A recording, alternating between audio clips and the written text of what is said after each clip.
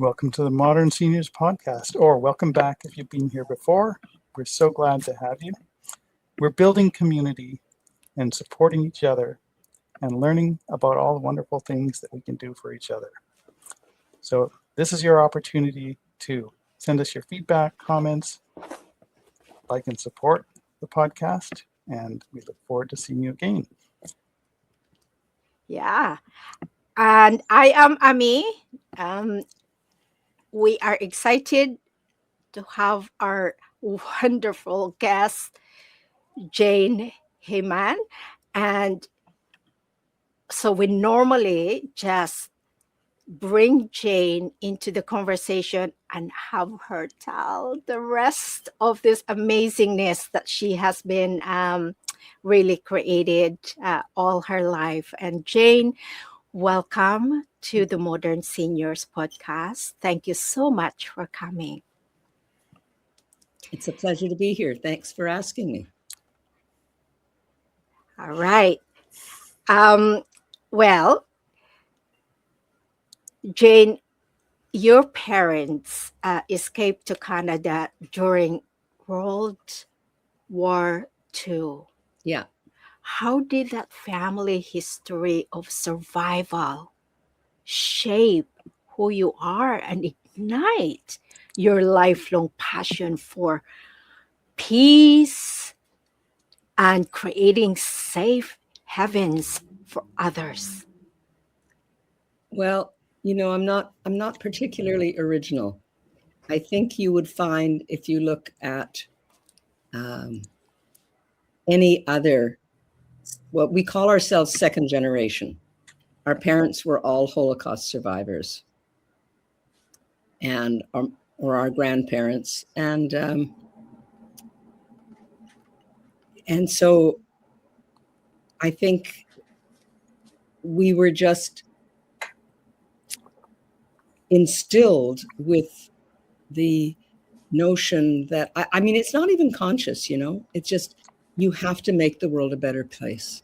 Yes. And certainly that war is not an answer to anything.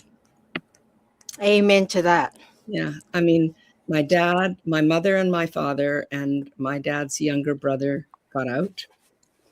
My mom's two oldest sisters fought in the underground in Poland and survived, but one of her other sisters was murdered in the Warsaw Ghetto. Wow. Both my dad's parents, my dad's older sister, and her two kids. And then, I mean, I can't even, the cousins and aunts, or for me, it would have been a great aunt. I mean, it's the numbers in my family aren't even as great as in other families of people I know where everybody was obliterated. I mean, my one grandmother survived the Warsaw Ghetto. She was smuggled out and hidden for the rest of the war. And in 1947, she came to live with us. And she was a lifelong inspiration. She people talk about forces of nature. Well, that was my grandmother. I mean, she came to Canada. She was 69 years old. She'd survived the First World War, the Depression, the Second World War. She'd lost a daughter. She'd lost sisters, a brother, and she arrived in Canada. And almost as soon as she got here, she started, raising money and collecting packages of clothing and stuff that she would send to people in Poland, to orphanages she'd sent to Israel. Everybody in our family did things. So I think my brother and I mean, we were born here. We've always had a life of, even when my parents were really struggling, we still had lots of privilege, Mm. So my brother and I just were, that's just what you did. So fighting for safety Incredible. comes naturally to you then. Long before recent cultural reckonings, you co-chaired the task force that created the Not in Our Space anti-harassment initiative. What lessons came out of that work? Well, I always wondered why I did that. I mean, I started doing that work in the 1990s. It was the first policy that we brought in. And then when I was on the National Council. I was an elected BC representative to the National Council of Canadian Actors Equity Association. And then in 2012, I went back again because we had a policy, but the policy basically sat on the wall. And if anybody read it, they didn't do anything about it. And harassment was still going on, primarily bullying. I mean, there is sexual harassment, but in the life where the worst kind of harassment is scapegoating and bullying.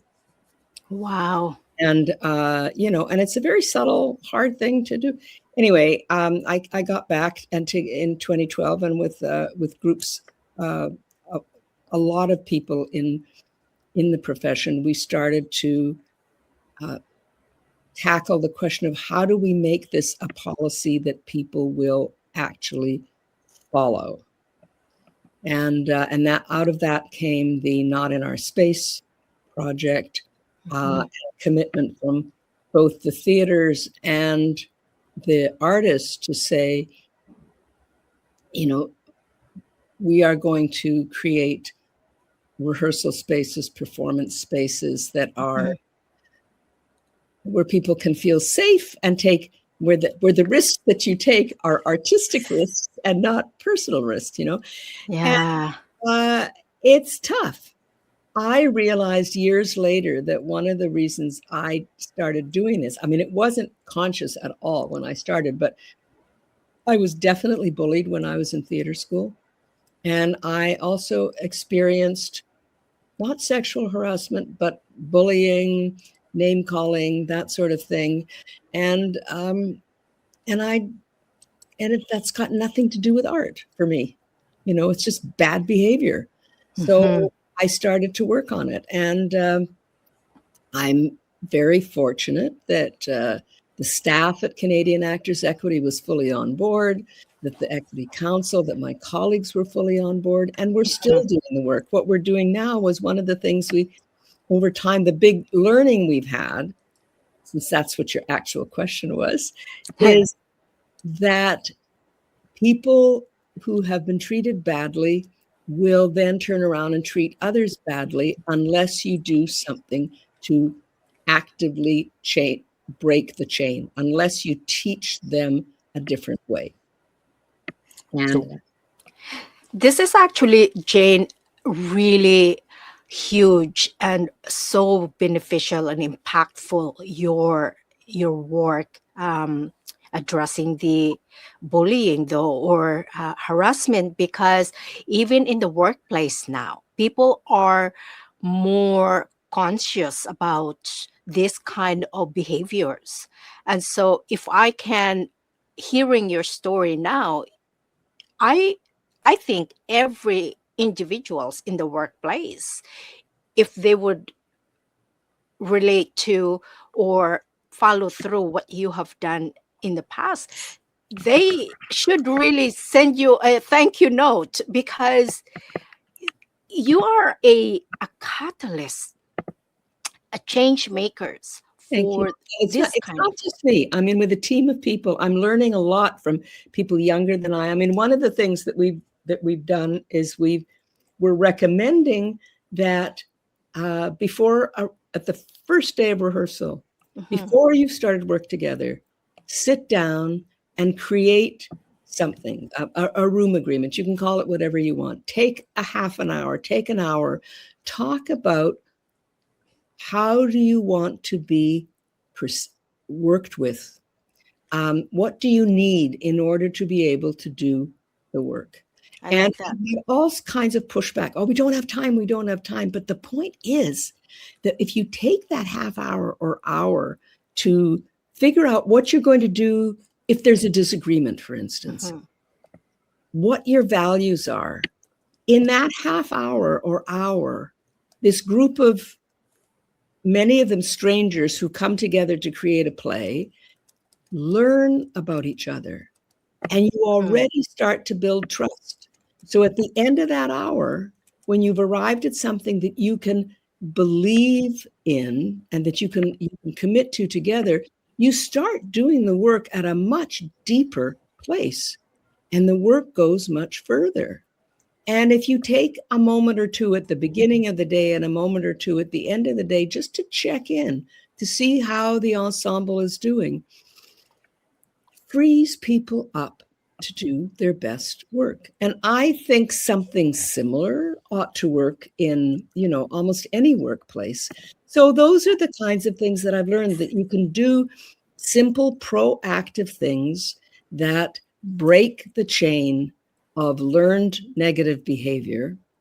And what we're starting to do now that I'm really excited about, and what I'm most excited about, is that I was one of the people who had the idea, but I'm not the person who's driving this. It's a much younger woman than I am who's on Equity Council, who's just got a bee in her bonnet, and she's going to make this happen. We decided that the people who are in the leadership positions in the rehearsal room, the directors, the choreographers, the stage managers, needed more tools to be able to do this kind of work. I mean, to some people, it just comes naturally, but to other people, it doesn't. And they may have been trained, but mainly you get trained in the art part. You don't get trained in leadership. And honestly, very few people get trained in leadership. Look at our politicians. They learn how to run, they learn how to run for office, and they're successful at that, and they get elected. But then they get in positions of power, and they don't know what to do with it. Oh, so true. Two different skill sets, and we don't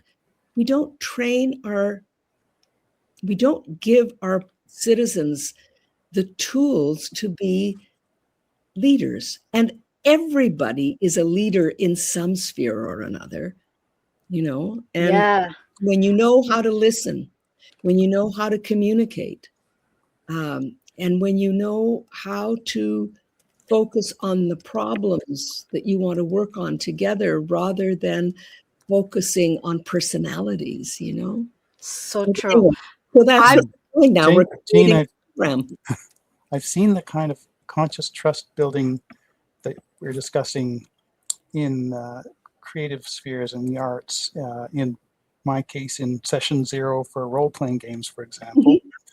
But I haven't seen it in other contexts, and I'm intrigued that you mentioned that this could work in other places. I can see the value, and I wonder how it would play out in business, for example. Well, I mean, I've never worked in business, so I don't know. But I mean, I know that years ago, I got asked to come and teach improvisation, or to do role playing with business leaders. And I was terrible at it because what I did was I had to teach them how to improvise, right? They know how to. So the first thing we did was do some improv games, which immediately build trust. I mean, they're fun, it's playful. They never wanted to move out of that. I never got them to do the role play because all we did was play improv games, and it brought them back to the joy of collegiality that all children have, right? If we learned more from children, it's like we think we've got all the answers because we're the older ones, blah, blah, blah. But really the children are the teachers. And I don't know whether you have kids. I have a daughter, and nobody ever told me that I was going to learn more from her than she would ever learn from me. But it was true. And, as I watched her grow up, she taught me things, That's what I love about watching kids play, Jane, because when you observe them, there is no rules. The way that they're interacting, they don't see the colors of your skin, they don't see the statuses and education, whether this person is big or small. They play, they are included, they are invited, they have this amazing innocent way but beautiful raw way of including everyone. I mean, they have to learn how to negotiate. There are of course, but really, children, for the most part, if they're not been damaged in some way, assume goodwill. As we get older, many of us lose that capacity. And I think that's at the root of so much, I'm being simplistic about it, but just a simple thing like this would be something you'd put in a room agreement, for instance. Assume goodwill. Don't assume that somebody wants to get in your way. Assume they're doing their best. Assume goodwill. No, what you just said actually hurt my feelings, but I don't think you meant to do that. Can we talk about this, So Yeah, I love that. I love that. Mhm. Neil, I don't know, and even our viewers, I don't know even if they know how I met Jane, but I give you a very, very, very short version of it. Back in a few months ago, I think, was it last year? no, this is February. February, City View Church had a storytelling night, and Jane came to tell her story, and I was so captivated. And that was the time when you and I were still, or I was still trying to figure out what podcasting is. Anyway, I was just so captivated with Jane's story, and I thought, her story is so beautiful, and I wonder if there is a way we can actually engage more and have Jane tell the rest of her life story. So she agreed to come, and so here we are. And Jane, just watching and reading a little bit more about you, Jane. Wow, the accomplishment that you have, a recognition you have received, it's, I don't know if we can actually talk more about that here, and still we don't have time to cover. And you have been you have received an Order of Canada. You have created or started the studio, and you No. I'm sorry, I have to correct you. I taught there for 20 you years. taught. I was Okay. the associate director, but a visionary 60 years ago or so named Anthony Holland started the program. And then he was followed by my dear friend and colleague, Catherine Shaw, who's somebody else you should talk to. She's had a great life. She ran that program more than 35 years. Ooh. I was her associate for 20 of them before I decided to move on and see what else I could do in my life. But so I was really fortunate. It was and it is a splendid professional theater training program. The students are inspirational. The people who teach there are really terrific. And I mean, I was just so lucky to get the opportunity to work there. It was not a career choice. It happened. It wasn't like that was what I had set for my goal. And in fact, I mean, it's lovely to hear what you're saying, but my entire life is an accident. I mean, the big thing is that I think what I learned from my parents and from my grandmother and from all of their stories, was that if you get an opportunity, grab it.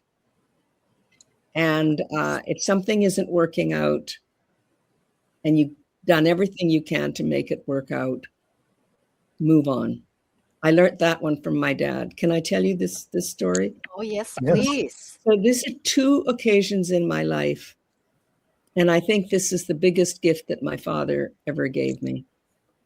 When I was 9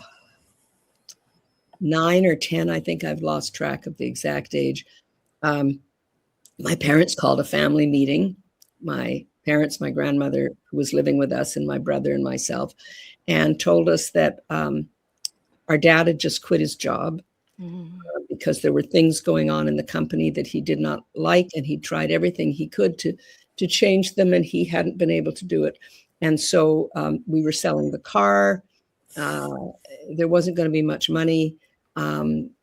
Daddy said, "Don't worry. I can always work. He was a professional engineer, and he said, I can always work as a draftsman. I'll find another job. But until that happens, no extra money. And I don't know. I honestly don't know how long that lasted for. But I mean, he did get another job and everything, and we went back to normal. And then when I was 17, and I was finishing high school, the company my dad was working for was sold, and it was sold to a company in the United States named Bechtel, and the one person that they wanted to keep as a project manager and actually a vice president was my dad. And so we were going to move to San Francisco, which, as you can imagine, in 1961 was amazing. I mean, Vancouver was, as far as any teenager was concerned, was just, a hole in the wall. But we were going to move to this romantic, wonderful city. And our dad would go down to California for 2 weeks and work, and then he'd come up to Vancouver for 2 weeks until my brother and I had finished school. We were going to move in the summer, and I was finishing high school, so I was going to start university in the States, and I had my student visa and on. And then in the beginning of July, another family meeting, and my mom and dad tell us that our dad has decided to quit his job because he doesn't like American politics and he doesn't want to move. He doesn't want the family to move. He wants to stay in Canada. And he said the same thing. I can always be a draftsman. Don't worry. I'll find another job. But he was 50. And 50 in 1961 was old for getting hired. I, of course, was furious. I was a 17-year-old and I was all wrapped up in myself. And I didn't want to. So I had to apply. I'd missed every deadline for UBC, but I got in somehow. Anyway, he did get a job within 6 months. Yeah. So you have to understand, my father was a child during the First World War. He was he was a teenager during the Depression. Then he and my mom had just been married for 4 years and they had to escape from Poland, the Second World War. Most people who come through that kind of experience, if they have a job, they keep it. Yeah. No matter how awful it is, no matter how much they hate it, they stay there. My father taught me by example that if it isn't right, you can always get a job doing something menial. You just have to work for it. But life's too short to stay where you're not comfortable or where you don't like what's going on. And if you can't change it, move on. And that is just the most incredible gift to give a child. Extraordinary. Yeah. So I'm very fortunate because I've done that all my life, Jane, in such a short time that you have shared so far, I can see, I'm very visual, so I can see the fire in your belly. And for most people, Jane, as you heard, for most people, it's a reason for them to just slow down, but you don't. Your fire keeps burning. And I think the more I hear your story, the more I'm inspired by you. And I certainly would love to follow that steps of having to continue letting that fire burn, because I see you're one of those people that is so engaging. And even if I just see your face, I'm lighting up. It's incredible. Neil, what you're dying to speak, to share. Well, I love that you shared that story with us, and it gives some insight into where you did find the grit to lead all these changes and the courage. It was your parents' example, and in particular your father, in the story that you told. And you've mentioned grandparents and your mother, and I'm sure you also received some inspiration from them, which of course would make you want to pass that on, and give you a very strong urge to do that. So you were at Studio 58 for several legendary decades. And while you were there, you focused heavily on creating opportunities for women and mentoring young talent.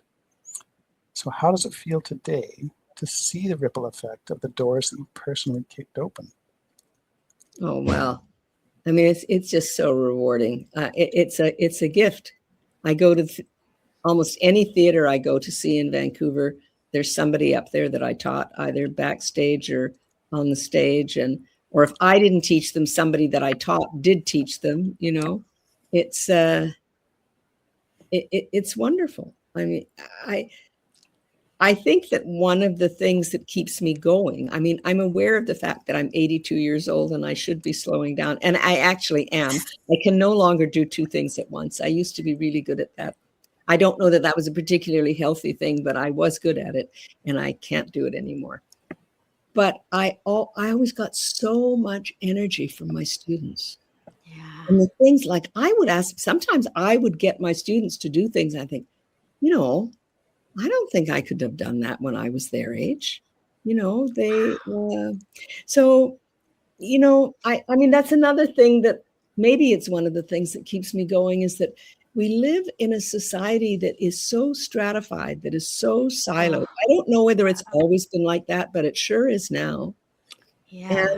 And I gain so much from knowing people from other cultures, from knowing young people, from having friends at all generations. I mean, I still have a few friends who are older than I am, who are total inspirations for me, women in their 90s.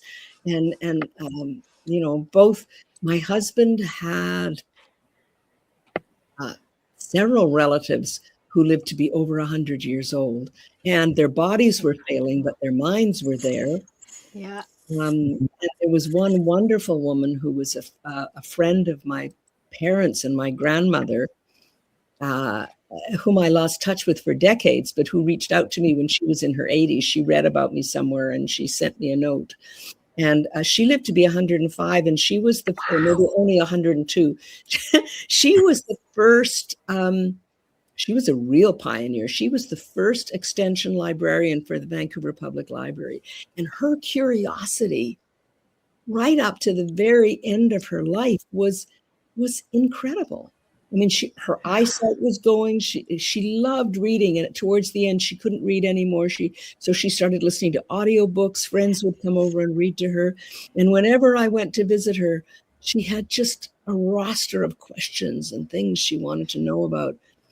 And I thought that's what keeps people going, and so that's what I want for my old age. We need to keep that curiosity part of part of the best or live life kind of experience is this having that curiosity, because I agree with you, Jane, 100%.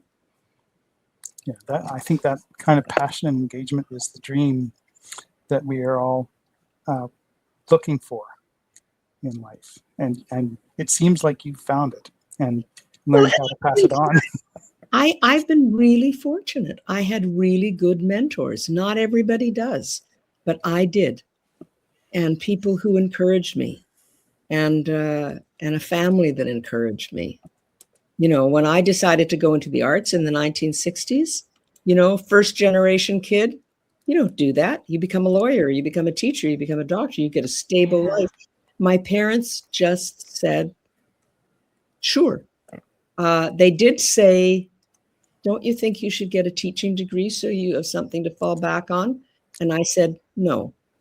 And that was it. Wow. They didn't push it. And then, of course, the irony is, what did I spend most of my life doing? Teaching, but without a degree in it. And they did the same thing with my brother. I mean, my brother ended up doing all kinds of amazing things, but he started out as a young man. He was a poet, and he started books of poetry. He published books of poetry in a poetry magazine. And then later he got involved in union work, and then he, was elected and was in government and did all these things. But they didn't stop him from doing that either. And that was also unique, that they loved us and they wanted us to be happy more than anything else. So I just I, want to share that with others. that's to me, it's incredible because what I'm hearing from Jane, it's actually an ingredient for a joyful life. Because Jane, you mentioned about curiosity. It definitely you use your background in spite of the pain and other things that you have experienced, and you've used it actually to bring peace to Mm. other people and teach them. So there's that element of teaching and leadership. I think the next time we meet again, I'd love to hear. I'm very curious. I'd love to hear this idea of, leadership, because I think the three of us in the room, when we're talking about leadership, we know what it means, Mhm. but to the full extent, because there is an element of leadership that you have to embrace. And then there are things in leadership that, you know, are questionable. I would love to focus on that next time. But the extraordinary life that you have lived and you have now shared. I'm curious, when you were teaching, did you have any like famous students who became very famous, that you know of, that have still connected with you, or they have gone into this incredible life after teaching, yeah, or being in your class? Well, it's really hard to be famous in Canada, is all I That can is say. true. That is true. But I mean, the first Indigenous artistic director of the Indigenous Theatre uh, at the National Arts Centre in Ottawa is a graduate of Studio 58. So he's one of the people that I taught, but so did a whole lot of other people. Um, there are a number of small theater companies that were started by our grads. My mind always goes blank with this, but I mean, honestly, if you go to any theater in Vancouver and you look at the bios of the people that are involved, you will see an enormous number of them say that they come from Studio 58. And, and another favorite student left Canada, became, first of all, the artistic director of the Dublin Fringe Theatre Festival in Dublin. Then he went to England, where he became the artistic director of the Lift Festival in London, which is the London International. Can never remember what acronyms stand for, but the Lift Festival, it's every other year, I think, and it's an international festival of, cutting edge experimental art.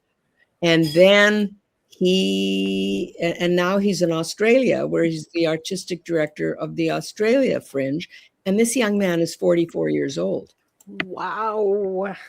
So I don't think he's a household name, but he's done amazing things. And he was a complete pleasure to teach. He was challenging. There is Jonathan Young, who, together with Crystal Pite, created some wonderful theater dance pieces here, and won the Olivier Award in England for the work that they've done. Carmen Aguirre, who is an award-winning playwright and writer. I mean, the name.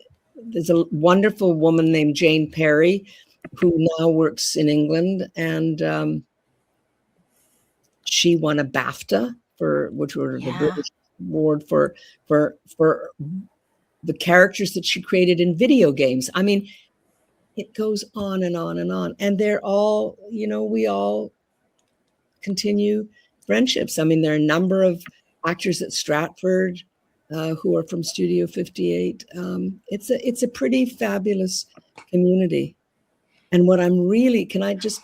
Yes, please. because what I'm really excited about right now, apart from um, uh, uh, apart from the things that we've been talking about, and the leadership in practice program that we're starting at, a training program that we're starting at Actors Equity to give directors and choreographers and stage managers, etc., the tools they need. At Studio 58, where I continue to sit on the advisory committee, we've just started.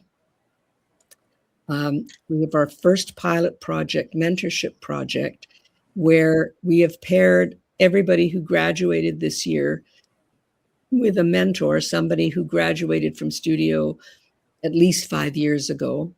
And we had our first orientation meeting yesterday. The program That's huge. yeah, Congratulations. the program is being administered by Kenji Maeda and Michelle Cutler at the Greater Vancouver Professional Theatre Alliance. So we're incredibly lucky to have them doing, the nuts and bolts of making it happen. But watching these young people come together and hearing the mentors talk about what they want to share, and hearing what the people who just graduated hope to achieve by going through building this mentorship program, it's great. It's really, it's thrilling to watch. So I hope we managed to keep it going.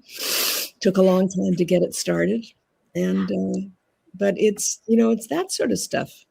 I'm telling you, just listening to you, I'm very excited because the reason why that this is a very important piece of work for Studio 58, Jane, because when I was actually early in my career, I worked for a nonprofit, and I actually set up exactly that mentorship where the newcomers are being paired with the seasoned and people who actually have lived here longer.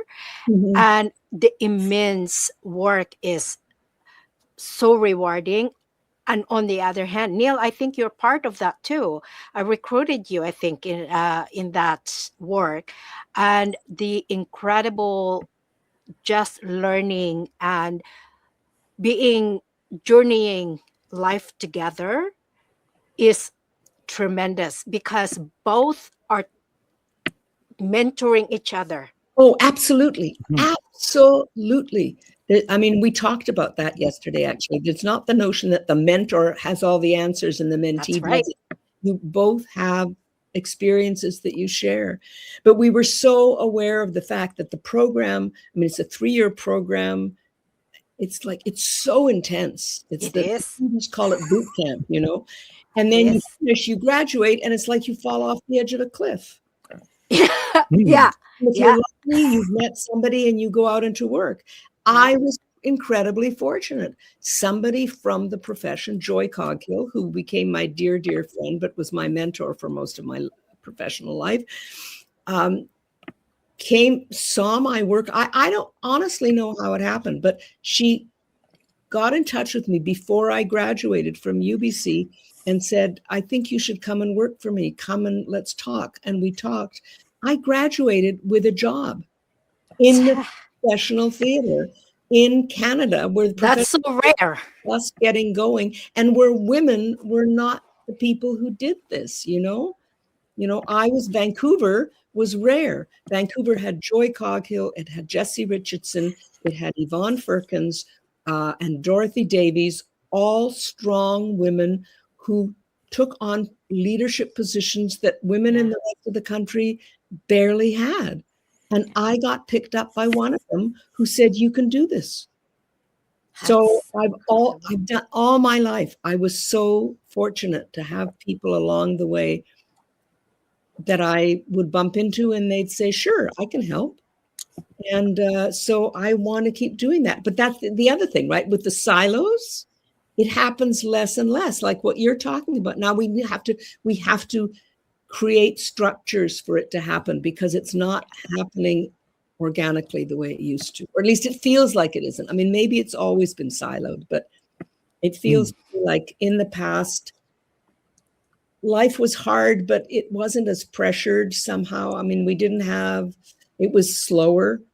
So Yes. people were more generous, maybe. They acted on their generosity. I think people basically still are generous, but things can get in the way. So we have to help it along. Yeah. Jane, I just want to take a moment to say that we feel incredibly fortunate that you came here to join us today. Two amateur podcasters just starting off on our first year journey. And I just want to say to our audience, if you enjoy hearing what Jane is having to say, and if you can think of anyone else that you would like to hear, or if you have any questions for Jane, please feel free to drop us a line. We are looking for guests. We're looking for sponsors and partners, and we're building a community. This is just another step in that journey, and it's a fantastic step. Wonderful to hear these stories and these inspiring examples, and some really good questions that you're raising about what's happening today, and how does it compare to what used to be the situation in the past, and what role does luck play in all of these things that happen to us. Yeah. I feel like we're incredibly lucky to have you with us here today, and I want to invite our audience to join in that good fortune. Yes, Jump on. absolutely. Yeah. And you mentioned, Jane, about joy, and with that relationship, and this is what I love about, you mentioned actually earlier about accidental, but I think it's all pre-designed, and and all of this, you're meant to be working with joy, and consequently you and Joy and maybe other people then co-founded a very important work. It's called PAL. Tell us a little bit more about that, please, Jane. And what does it stand for? What does that stand for? PAL stands for Performing Arts Lodges. The first one was built in Toronto in the 1980s. It is affordable housing for seniors in the performing arts. Oh, people with disabilities and seniors. So the first thing I have to say is it's not just an actor's home. It's a place for actors, singers, dancers, designers, podcasters, radio people, people who worked in film and television,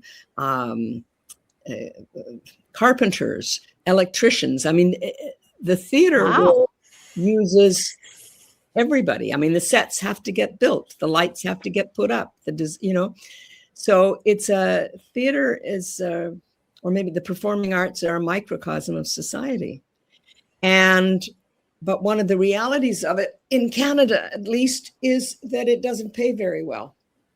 And the work is, it's gig work most of the time. I mean, even if you work at Stratford, which is, the biggest company in Canada, the work is not year round. There are several months where they're not performing. So, the people that work for the company, the publicist, the artistic director, the general manager, they have a full-time job, but there are not that many theaters in Canada. I mean, there's just not that many jobs. So most of the people, they're professionals, they're highly trained, they continue to take, to study while they're working to improve their skills, et cetera, et cetera. And at the end of their day, they don't have very much left to live on. So we knew, and certainly in Toronto, they knew of all sorts of very gifted, household names in Canada, which is maybe an oxymoron, that, we're now couch surfing or living in basements that they didn't, it's got nothing to do with, oh, well, you wasted your life. No, you didn't. You put your life into telling stories and bringing joy and to other people, but the remuneration is dreadful because the powers that be still think of the arts as a frill and refuse to accept the fact that the arts make life worth living, and also refuse to acknowledge that performing arts industries contribute to the GDP as much as forestry and farming and, you know, all those things that we consider our resource core industries. Yeah. And they are. But the arts also are a huge driver of the economy. And it's not recognized still. I mean, they pay lip service, but it's interesting, right? We get grants.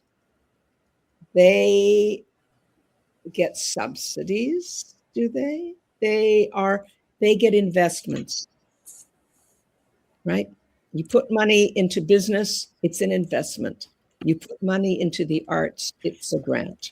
So what's the first thing that gets cut? The grant. The grants. But I mean, look what happened during the pandemic. People were at home. What did they do? They read books. They watched incredible amount of television and streaming. Theaters were shuttered for months and innovated and started to figure out ways of putting things online so that people could see. People were desperately hungry for connection, and we connected through the arts. Anyway, well, we need to encourage, especially our government, to support and create a funding source that is meant to supporting the artists. You bet. So anyway, that's why PAL was created, because the need was there. And once they had it, the person who was the driving force in Toronto was a man named Dan MacDonald, who actually had started his career working for Joy Coghill in Vancouver. And shortly after they got the first one going, it became really important to him to get chapters across the country. So he started bugging me about how I should make it happen in Vancouver. And I said, well, I can't right now because I've got a full-time job and I'm on Equity Council and I'm doing this and I'm doing that, but I will. So eventually I went, okay, if I'm going to do this, I have to quit Equity Council. I can't do all of it, because I also had a teenager in my life at that point. And though my husband and I shared all the work, we still have to share it. And so, I mean, there's a story about luck. So the 23rd of April of 2001, which I didn't even realize for at least 2 years, was Shakespeare's birthday. That was the date we picked to have our first community meeting, where we typed out things and stuck them up on bulletin boards and said, do you want to do this in Vancouver? And about 40 people turned up. It was cold, rainy. It was like a typical Vancouver winter day. And we brought everybody together and we said, dream of what kind of a place you want. And they did. And it's remarkable, actually, how much of it we achieved. And so they, at the end of the meeting, they elected a steering committee, and they elected Joy and me to be the co-chairs of the steering committee. So that was the beginning of it. And then we heard that, we heard that there was a social housing site, that the city of Vancouver had put out a request for proposals for social housing site in Cole Harbour. And at that point, we were a board of directors and everything else was, a couple of cardboard boxes that we moved around from place to place to place. So we thought, well, let's apply for it. We won't get it, of course, but it'll be very good practice for the next time. And then we got it. So then we had congratulations. Then we had to raise millions of dollars. Yeah, of course. But the city was a huge help. So many people helped, and so on last Monday, I was invited down to PAL to join the residents who were celebrating 20 years since the first people moved in. I mean, it makes no sense to me that 20 years has passed, 25 years since the first meeting, but 20 years people have been living there. And I mean, we lucked out in so many ways. We got a social, a housing association that helped us with all the, people whose business it was to build housing. I mean, we were just a group of artists. We knew what we wanted to achieve, but we didn't know how to do it. And they helped us. The city helped us. I mean, there's no time to list all the people who participated, but and there's this wonderful, vibrant community that lives down there. And for anybody who doesn't know, it's right across from the Bay Shore. And there's a theater on top. What is it called? What is it called? The theater? Yeah. It's the PAL Theater, the Performing Arts Lodge Theater. It's on the 8th floor of the PAL building at 581 Cardero. And there's a company called Western Gold, whose remit is to do productions that feature senior artists. They've got a lovely play down there right now. It's called, I've forgotten it. I lose nouns. It's called Saltwater Moon by David Fitch. And it runs until the end of this week. My daughter and I went to see it last night. It's lovely. Look for it. Western Gold Theater, Saltwater Moon. It's a totally delightful play. And there you are on the 8th floor with a beautiful rooftop garden and a lovely, small, intimate theater. And below you, 6 floors of housing for seniors and a daycare, which we all wanted there to be a daycare, but we had nothing to do with it. It was part of the city's plan for the social housing, is that there should also be a daycare. So there are grandparents living in the building and children on the 2nd floor. It's lovely. I think I know exactly where this is. Spreading? Is this something that, is this an idea that is spreading? Have other people and other communities adopted? PAL Vancouver also just opened last year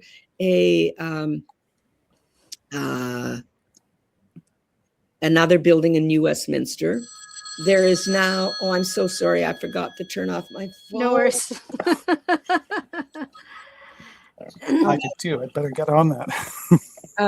There's a PAL Stratford. There's a PAL in Edmonton, but it's not called PAL. They had to change the name because calling it a lodge in Edmonton, kind of legal ramifications. Right.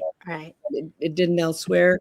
Yeah. I think there's one in Cal. Yeah, absolutely. I mean, there's PAL Canada, which is the umbrella organization that all these chapters belong to, and they are supporting other places that want to think. There's a group in Nova Scotia. There's a group in Ottawa that are trying to make it happen. But there are 4 buildings across the country. We are, Jane. We felt, I can speak for myself, I felt like we just scratched the surface, and you have so much more to share to the world. We have not even touched your life story today. You are actually taking courses and all of these amazing things. So Jane, I am just going to ask you this. We ask everybody, our guests. Jane, would you like to come back again and share? Yes, thank you so much, and share your story with us. Who doesn't like the opportunity to talk? Huh? I felt like, oh my word, let's get going. But I think that we wanted to certainly invite our guests again, and thanking them to you participated in this conversation, and you're probably holding on to your seat and tons of questions. And I made some notes as well. I felt like we if you are enjoying this and you have an idea on what you wanted to hear from Jane next, please share it with us. We read your comments, and I have one last question, because this is actually bring us to a close, and that is, um, inside this relentless fire in you, Jane, that we just heard and watch and experience and drink up. You've also received the Order of Canada, yet your activism hasn't really slowed down, from local housing to supporting peace in the Middle East. What is your secret to keeping that relentless fire for change alive after all these years?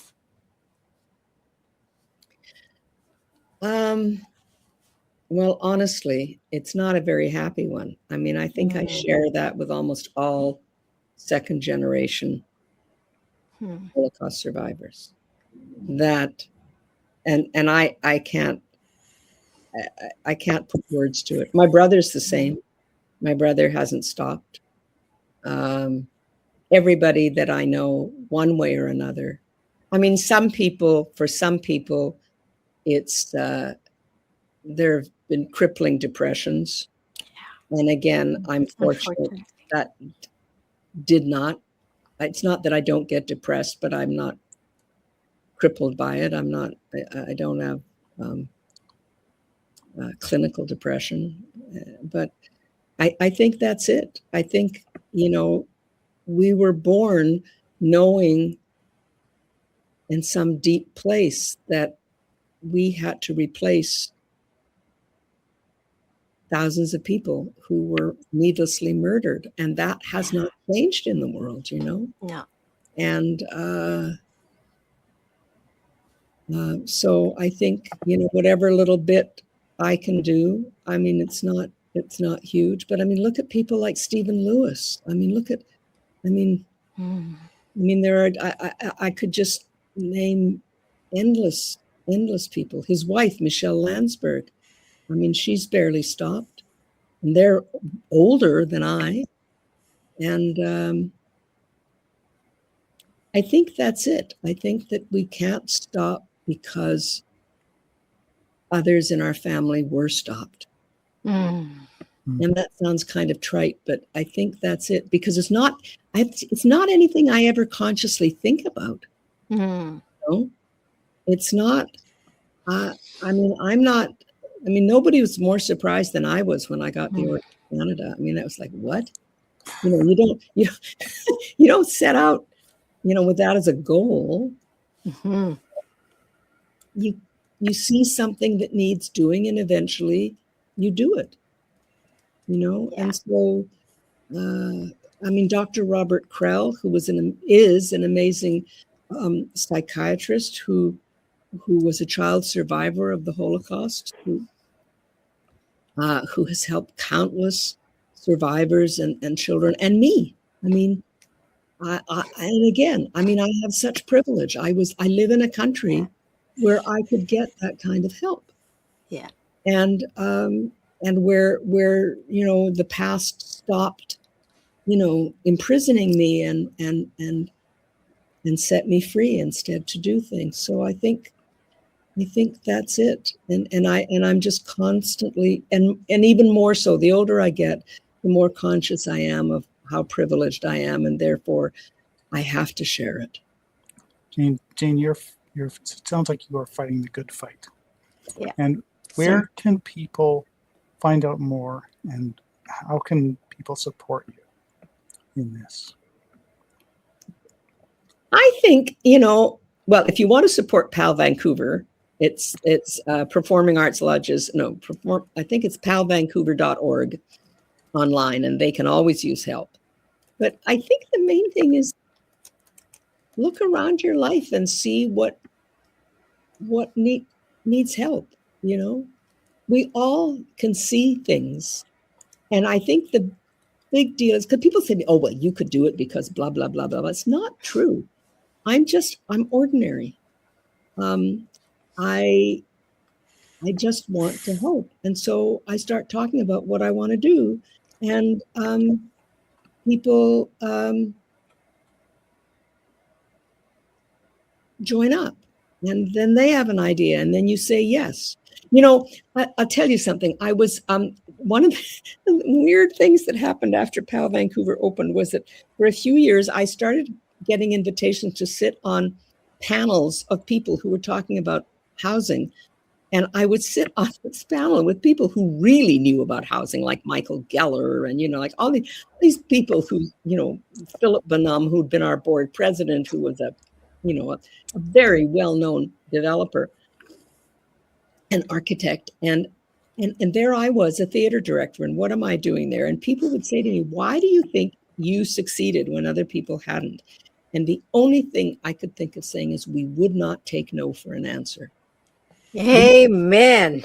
We knew, Joy Cockrell always used to say, we're actors. We know you have to audition 20 times to get one part.